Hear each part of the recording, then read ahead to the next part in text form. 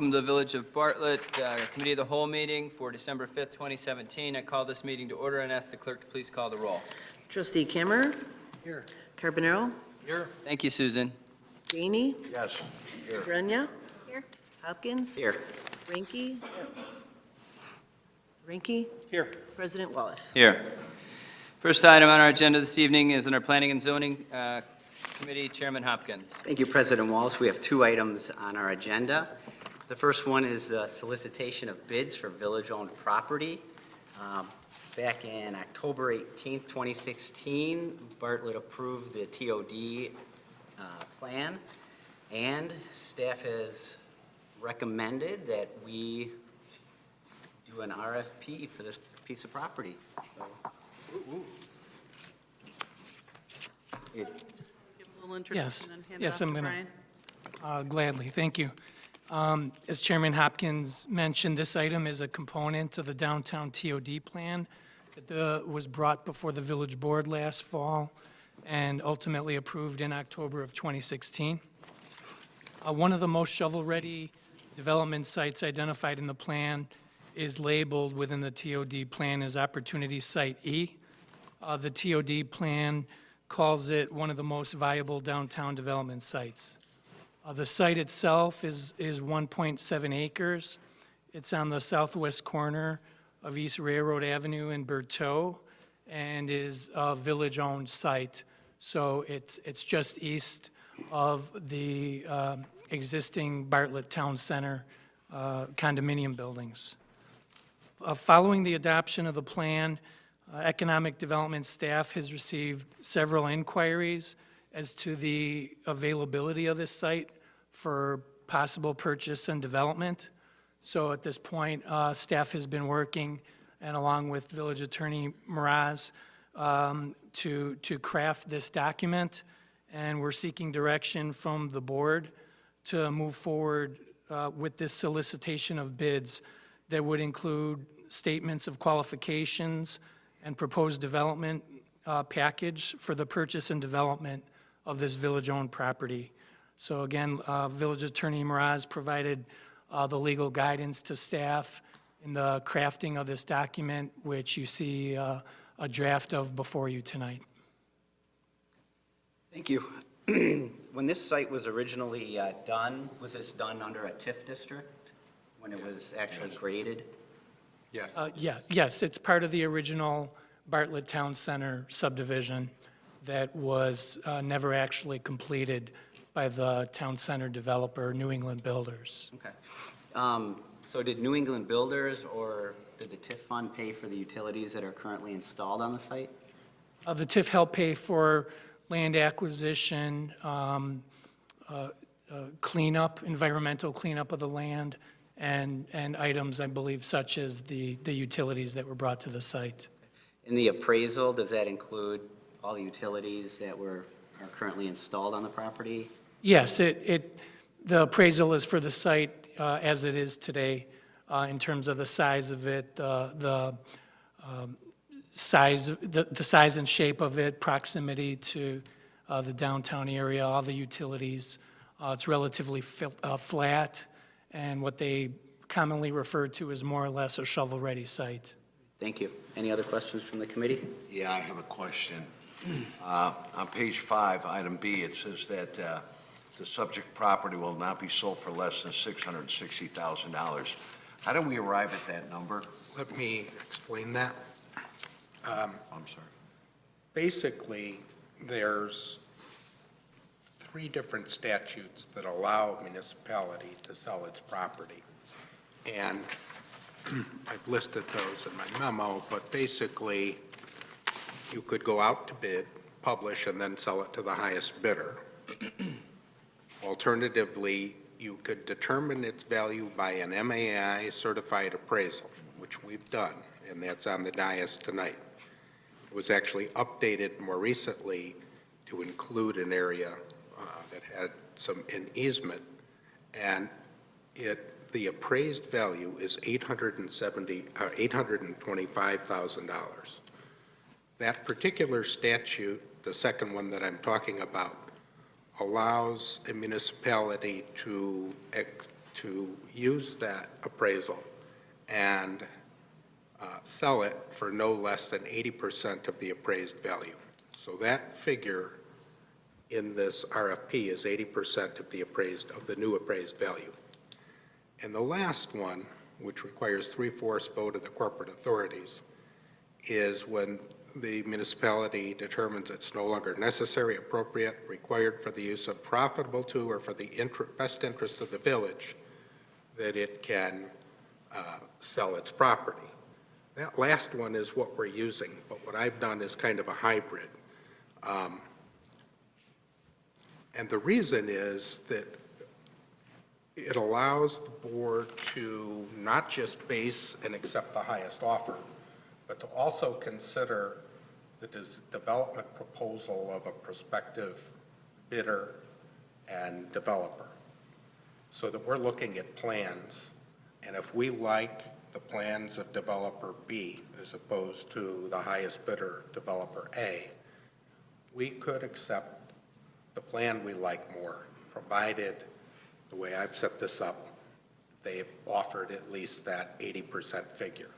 We're not using that particular statute with the 80%, but our legislature said 80% is a good number, and the alternative is you just go the highest bidder and let them go through the zoning process, and then your exclusive control is just like any other developer who comes in and we approve or disapprove of their zoning. And sometimes that may not be enough, because if you turn them down, they can sue you, et cetera.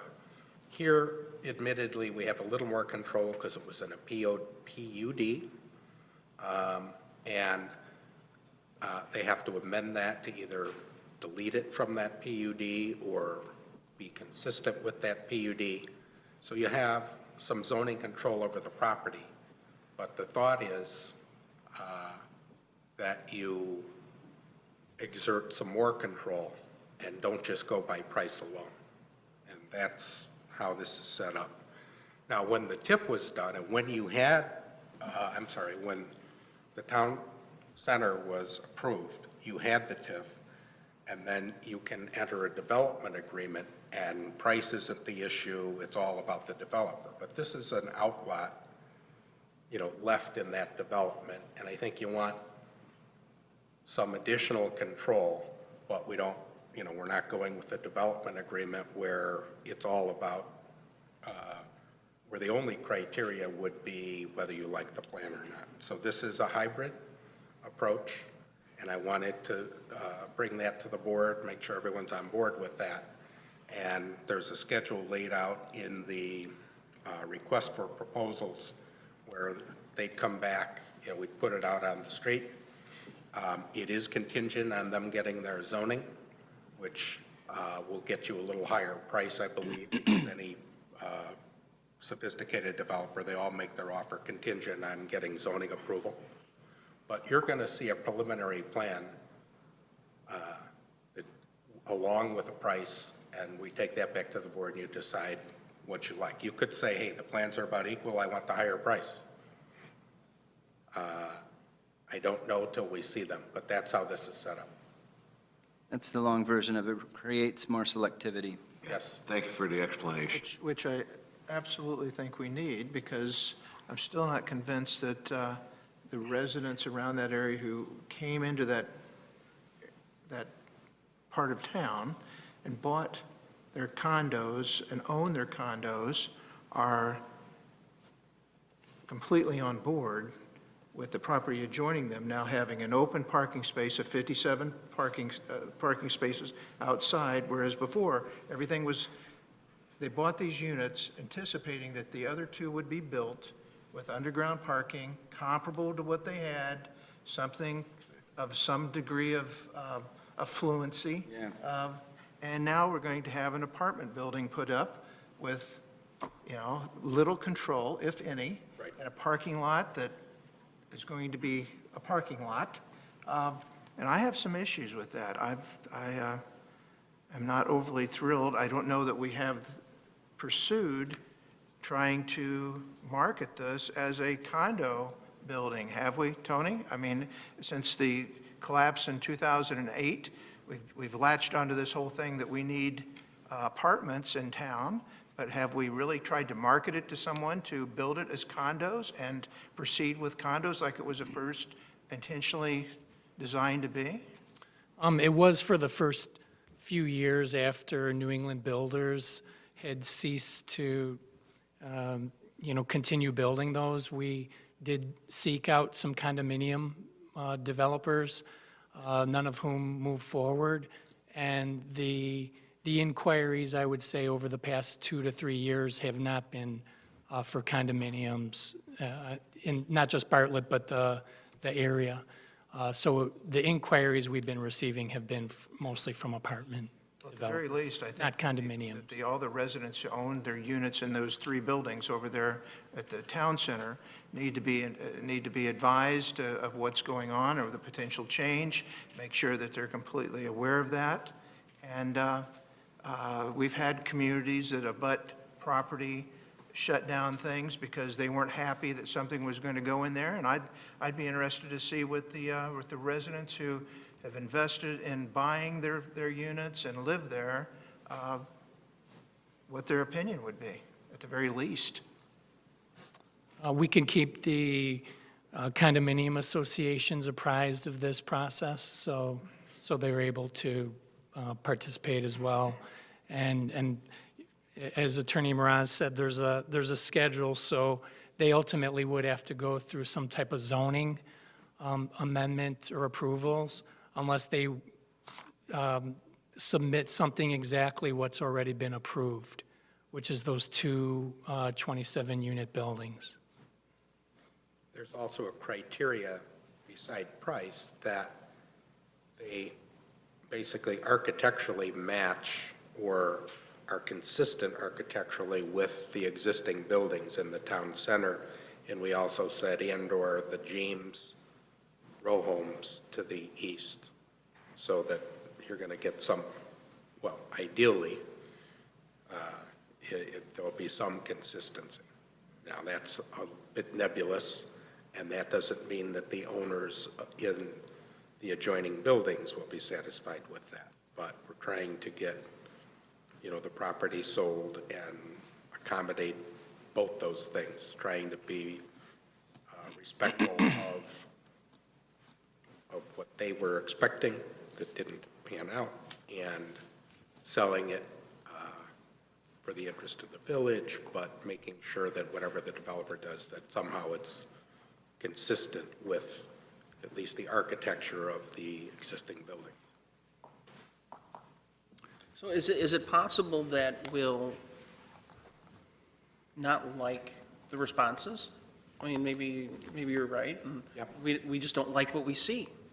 Yeah, I mean, that's the reason why the attorney set it up the way he did.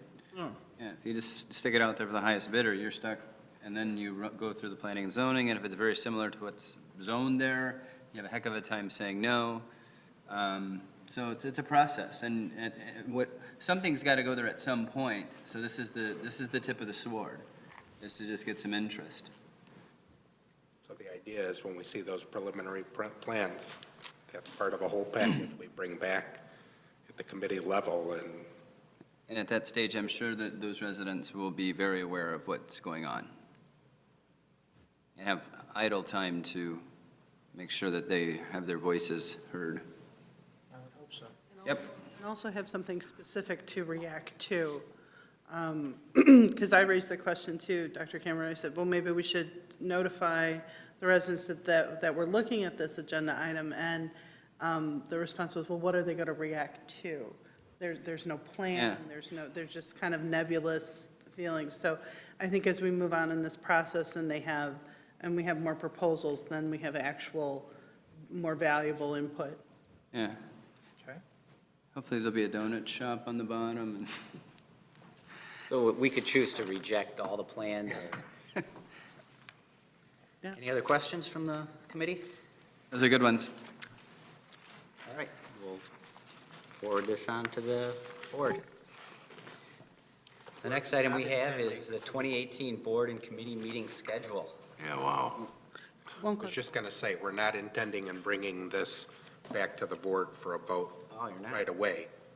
not this, we're going to go out on the street and bid it as you see it. But when the plans and the bid prices come in, we will take Come those back to the committee. And ultimately, it requires the board to pass an ordinance saying we're going to sell the property because it's no longer useful for our purposes. And so it will come to the board. And the schedule, if you will, attached to that contemplates going to the EDC as well, zoning, et cetera. So it'll be our normal process, but before our normal process for zoning starts, what's coming back to the board will probably start out in committee with their submittals. Could we bring something back to the board at the next meeting, maybe? So, because right now, this is kind of the first that the public is hearing about it, and if Trustee Hammer, as he mentioned, people in that town center over there might be concerned, and they could come to the next meeting and speak.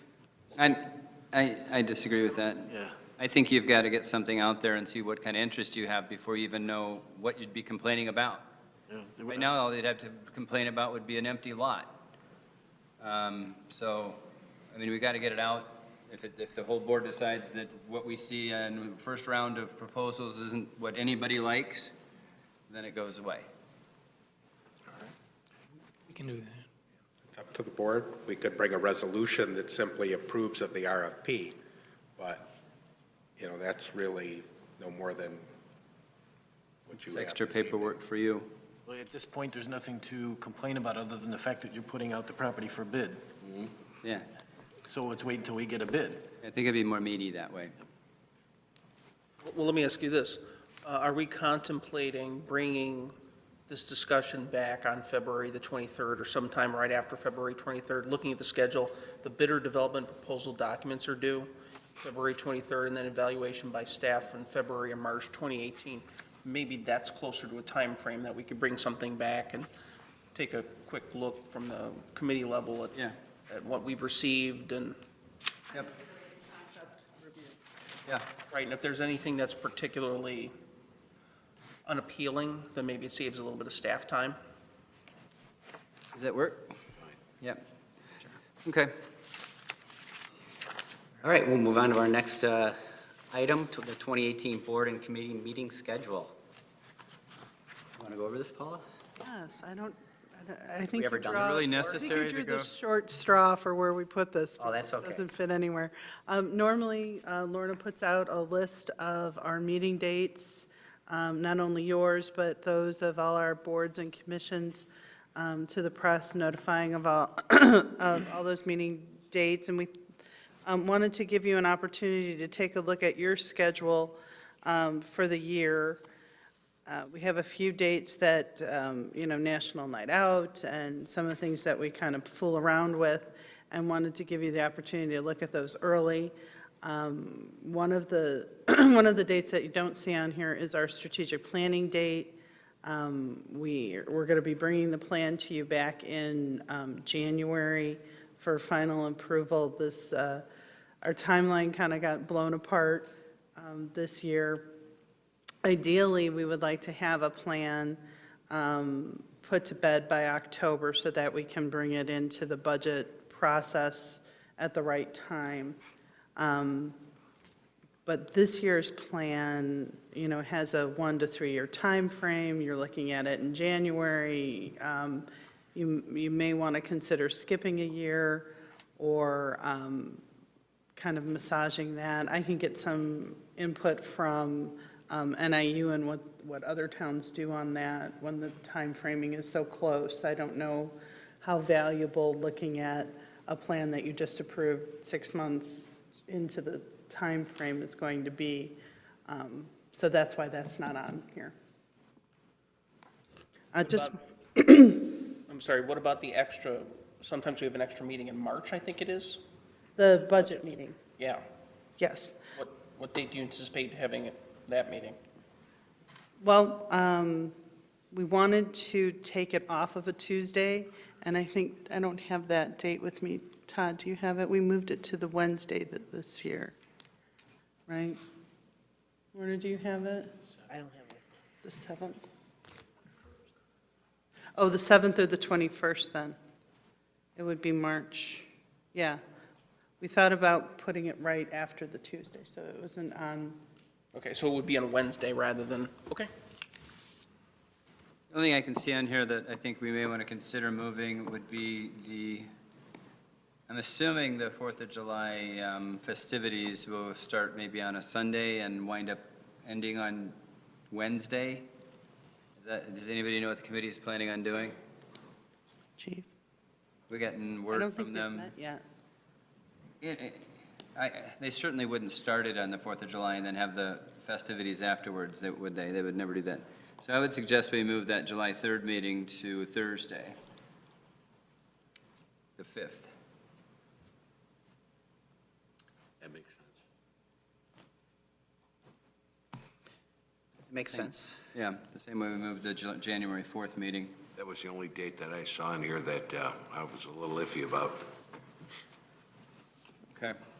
Can everybody attend that meeting on Thursday? You know what you're doing Thursday, July 4th, 2018? I don't know what I'm doing next week. I don't either. And National Night Out? Yeah, that's fine. Okay, It's okay. great, thank you. We'll get that fixed up and have to take a look at it again. Labor Day. All right. Thanks for being proactive on that. That helps, especially trustees like, I won't mention any names, but Ranky has his calendar like a year in advance, so. I particularly like that we moved The compliment. the meeting for January 4th for Thursday. I did that some time ago. Yeah. it's- I was going to call in from Arkansas, but, How y'all doing? Can't all right. That's all we have under planning and Chairman zoning. Hopkins, final committee of the whole agenda item this evening is Police and Health Chairman Carbonaro. Thank you, Mr. President. The first item, or the only item we have, is the TOD implementation strategy to change some of the downtown roadways to 25 miles per hour. Take it away, Chief. I'm going to handle this from our end of it because in the vein of implementing the TOD plan, this is one of the items that we're considering. And the police provided the speed studies that went along with the key roadways that the TOD plan recommended. We reduced to make it 25 miles an hour to make the downtown more pedestrian-friendly environment and a safer environment. And as you all remember, Terry Witt, our Bike and Run Committee member, who always would give us the statistics if you get hit by a car going 30 miles an hour or 40 miles an hour, and the percentage increase of less injuries as it decreases in speed. But all those put together, we did the speed study on the major arterials that the TOD plan recommended, which is Oak and going out Railroad Avenue and down Main Street.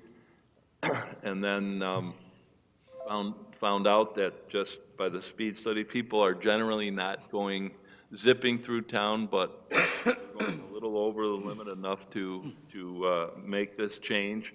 We studied some other towns, and most of the other towns that we studied all had 25-mile-per-hour speed limits, including St. Charles, Geneva, Batavia, Glenview, Palatine, Elgin, South Elgin. So a number of them have that. And what we also were looking at is North Avenue was not on the TOD plan as one they recommended, but because North Avenue has the school on it and it goes to Bartlett Park, it has a 35-mile-per-hour speed limit reduced down to 30 as it comes into town. We were going to ask for direction to possibly study that to see if that would qualify and continue with the 25-mile-per-hour speed limit on all of those roads, including that one. So it's here for discussion. If given the direction to do that extra study, we would have the police do that. and then come back to you with an ordinance that would reduce the speed limits to 25 on the major roads as outlined in the TOD plan.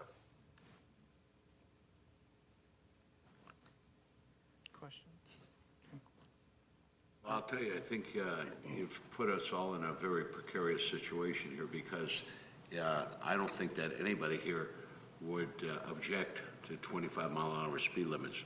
I just don't see it Don't go happening. that far, because I might. Huh? Don't go that far, because I just might when you're finished. Because if there's a problem with safety or anything like that, I don't think anybody up here wants to be responsible. And I won't speak for trustee Camera, but, you know, it's just a question of safety. And if anything happens, I don't want that on my shoulders, so I wouldn't object to this at all. So, that being safety, how many pedestrians have we had been hit by cars in Bartlett and that sort of thing over the course of, say, 5, 10 years? The pedestrian vehicle accidents in the downtown have been 3. 3, In 4 years. 4 years? And where did they occur? We have to look at our data, but they're within the study area. I don't know exactly. Main Street? Yeah. Bartlett Road, Oak Avenue, and 2 on Oak Avenue. 1 on Oneida, 1 on Railroad. And they were the result of a car speeding or the result of a person illegally crossing an intersection at some point?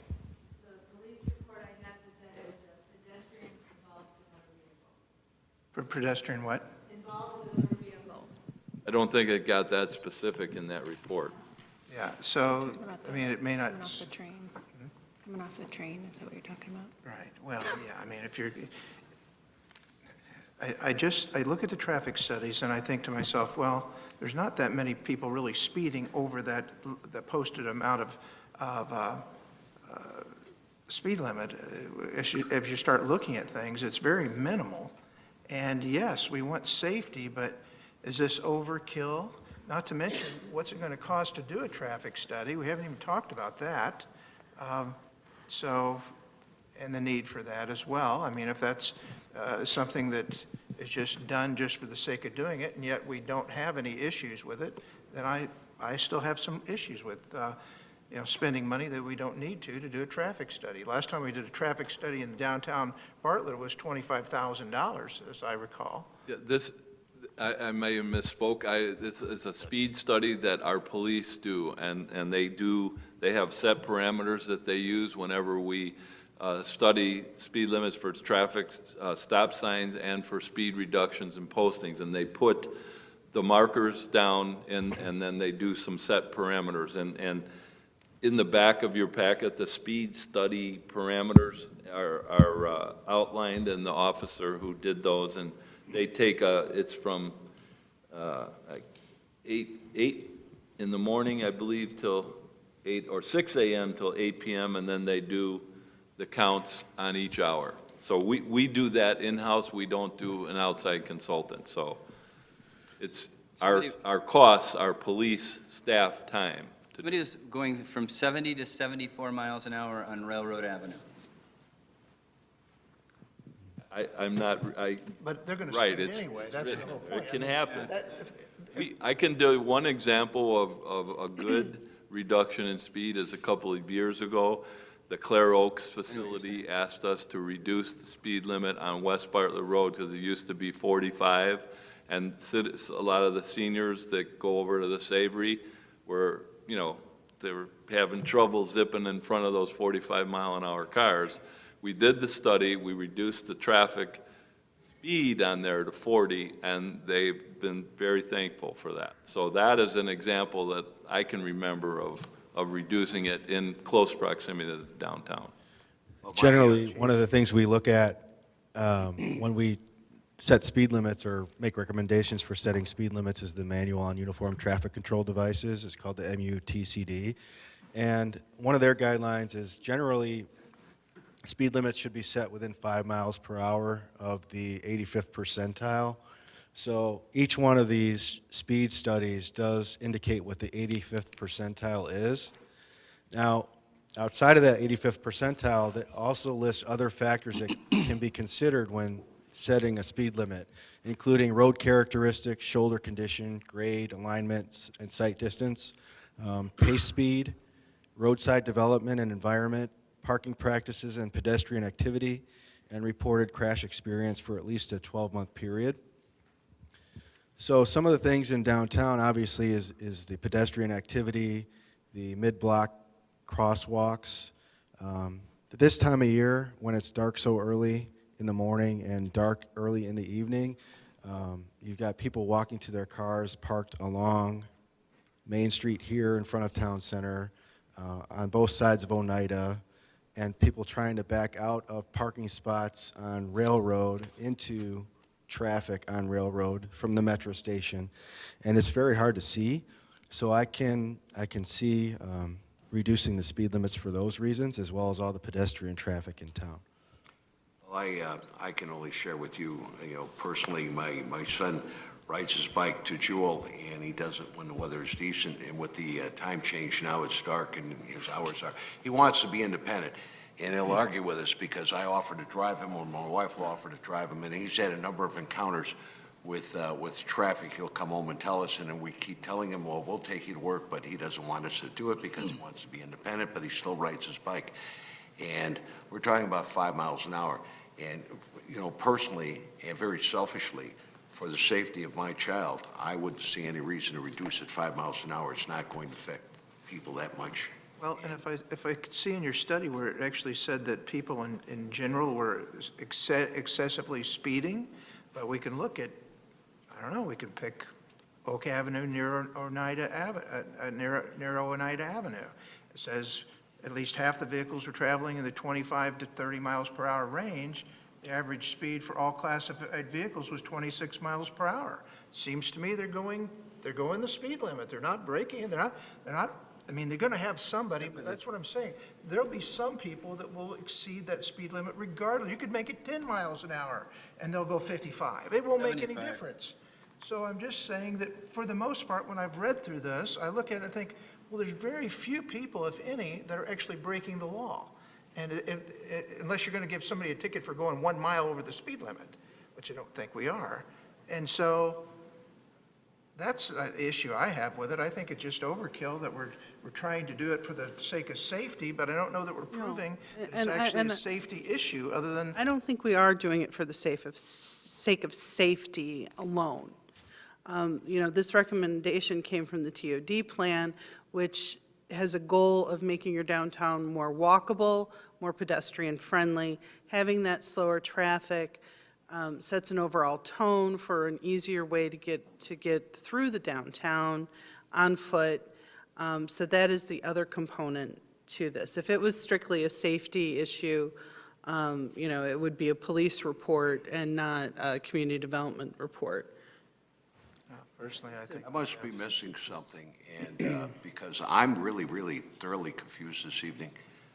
We're talking about reducing the speed limit by 5 miles an hour, and earlier this evening, we were talking about vaping in public, and now it's speed limit. I mean, I don't understand what the direction of where we're going this evening, Two different things, but. I think a lot of work went into the TOD plan, and I think that this is a good step to reduce the speed limit to 25. I think, like I said, a lot of work went into it, so there must be some good reasons to reduce the speed, not just for safety, but. Let's take a straw poll. I don't agree. One of the I'm criticisms. in agreement of the 25-mile-an-hour change. I wouldn't be. I know, we get that. I would like to add something.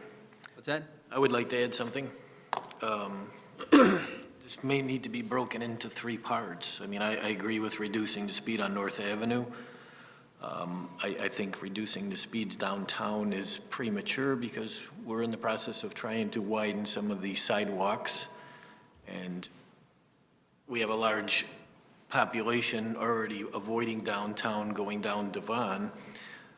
If you're going to reduce the speed limits for safety and for the school kids crossing in the morning, I think it's a good thing for the safety, but I think it's a little too early to be doing this. Maybe we should wait until after we get the widened sidewalks applied. Also, I'd like to add an item. It seems that we looked at 10 to 11 other towns, and one thing that we didn't look at is that I know there's about 5 of them on the UPS West line, Arlington Heights, Rolling Meadows, Palatine, and what they do is at 9 PM to 4:30 AM, they turn the traffic lights into flashing red lights. So therefore, traffic can continue through downtown without having to wait for the long and lengthy lights, which is the main reason everybody avoids downtown. That may allow traffic to flow a little better. That's just another additive. But I think the reducing of the speed limit is a little premature until we actually get the sidewalks done. Just my opinion. I have a question, comment and a question. I believe it is a good idea to reduce them, being an avid runner and a walker, and seeing how much people are on their phones while driving, even though they're not supposed to be. 2 miles an hour over, 37 miles an hour and a 35 is significant, as our friend Terry would educate us on if he were here.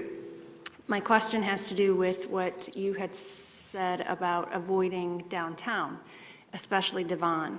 So Devon, if we reduce the speed limit downtown and it pushes people to utilize Devon even more, what does that's not outside of the TOD zone, how do we address that? Because I foresee that as being a safety issue, because people are, I don't know if that was part of the study. I would venture to guess that 35 miles an hour on Devon is rare. So how would we address that? We would be pushing We traffic. can certainly look at Devon, even though that it's not part of the TOD, study area. We can certainly look at Devon and monitor it and make sure that it's not being exceeded in terms of, like you said, it's pushing people, and like Vince said, pushing people out of the downtown and around and zipping around Devon.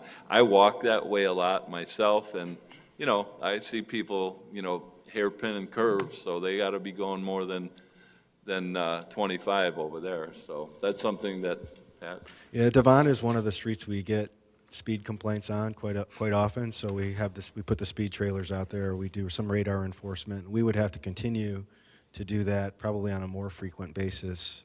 I And think if monitor the other ones surrounding to see if there's been a push then, if we do move forward with reduction. Right. It's kind of like we did with Western and Oneida, I think it was, or North Avenue, where the four-way stop is. People were complaining that people were avoiding downtown by going north on Western and then out to Oak by going east.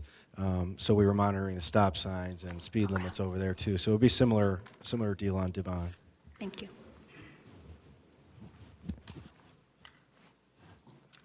I disagree with the comment that slowing the speed limit down is going to push people out of the downtown. I go downtown 2 or 3 times a week, and it won't have any difference with the speed limit. If the speed limit's 25 or 30. 20 of my friends, it won't make a bit of difference if it's 25 or 30. People go downtown, they're going to go downtown. There's locations down there that we go to, and we go. It doesn't make any difference if it's 30 or 25. I thought the whole purpose, one of the main purposes, of course, was safety, but the other purpose for lowering the speed limit downtown is to help downtown. That if we calm the traffic, we make it more walkable, it fosters economic activity. Nobody sees downtown as a shortcut, right? Which is exactly what you said, right? That'll never happen. And the problem is the stoplight right here. I mean, if I can avoid that, I will. This is not a shortcut. I don't know, but it makes sense to establish a baseline on Devon. Yeah, I agree with that. I think a better discussion is how we slow down the traffic on 59, economic development. We need to slow down the traffic from 45 to 40. Bring that to us. Let's get IDOT on board with that.